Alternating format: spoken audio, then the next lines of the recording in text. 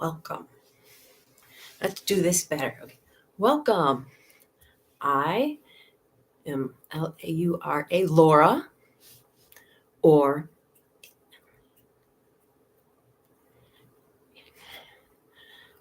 Atmadarshan. And today, welcome anyone in the deaf community. I, a long time ago, used to work at a library in Cleveland, the deaf library. And my signing, but love to the deaf community and to all of you. Oh, and my cat, Oliver, says hello. Getting out of my comfort zone a little, but being reminded that there are people of all walks of life who are searching for the spiritual and reaching out to those people. It's like reaching out to parts of ourselves that we may have forgotten. Oh, definitely part of my sadhana to be more inclusive of others and aspects of myself. We are, as I've mentioned many times now, reaching the end of the Gita Sadhana that we've been doing together for a year.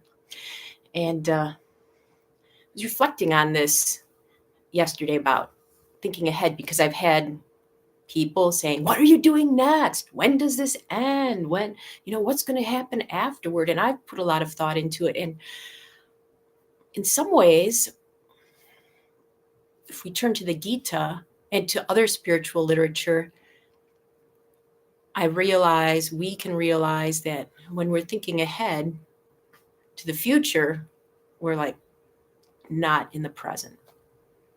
And we might miss the sweetness or the bittersweetness of this moment because we are thinking ahead. So there's a story. It's not a Gita story. It's not a Mahabharata story. It's, I believe, from the Zen tradition, although I've heard it so many times over the years. In so many ways, I've kind of forgotten its origin. But there was a man. Let's change this. There was a person walking along, beautiful mountain path, gorgeous views. And suddenly the path gave way and the person started to slide down the steep slope of the mountain and managed to grab onto a single root that was sticking out of the side, was hanging there. Looking down, the fall would kill. Looking up, ain't no way going to get back up to that path. The root is starting to give way. Vultures are already circling. In such a situation, what would you think of? According to the story, as the person was present, holding on, they noticed a little strawberry vine growing over here. Reached for the strawberry, the wild strawberry, ate it and tasted the sweetness. This is what we need to do. This is what Krishna is doing with Arjun. Arjun has kind of gotten the answers he needs from the Gita. And as we can see at the very end, he's like, I'm ready to go on to the next thing. Krishna, with this lengthy chapter 18, this lengthy conclusion, reminding Arjun of what he's already learned, inviting Arjun for those last questions, is encouraging Arjun and us to stay fully present in the sweetness of this time together, the sweetness of this revelation, this exploration, this growth. Can you do that? Not only today, but in this very, very moment. Are you already thinking, what am I doing later today? What am I doing this weekend, this week, this month, with the rest of the year, with next year? Or are you here with the sweet moments we still have together? So it may not surprise you to know, if I haven't said this already, dedicating today's practice to the deaf community, to all.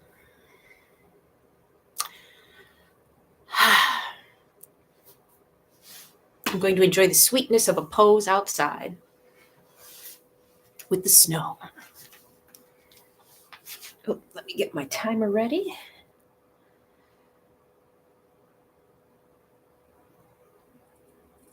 There we go. Give myself some bonus seconds to set up.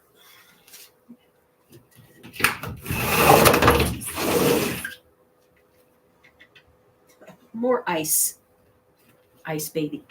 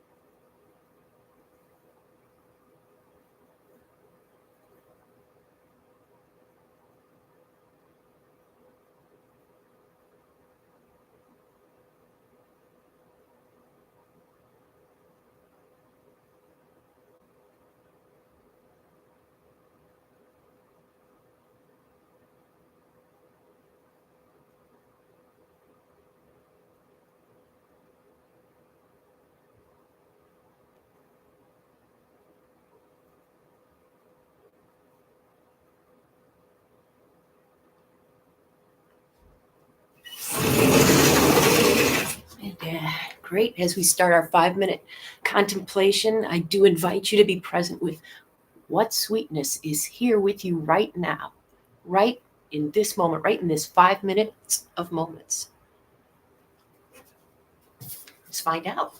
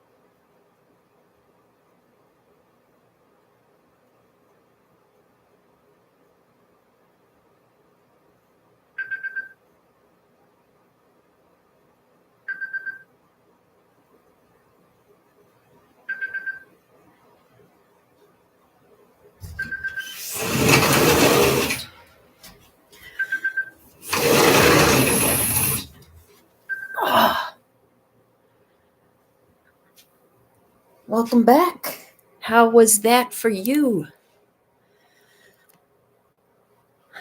For me, it was absolutely wonderful. I'm very much an auditory, the irony of working in the regional deaf library. I'm very much an auditory person, and I could hear the birds, the water from the ice melting, feel the cold on the skin in different ways, the snow, the ice, the wind. And I was out there I was talking about signing, and everything leaves their sign. There's so many little animal prints. The place where I usually sit was surrounded by either bunny or squirrel or both prints, and there are cat prints back there, bird prints, all signs of the sweetness of life. May you find sweetness in this moment, in this day, and in this time we do have left together.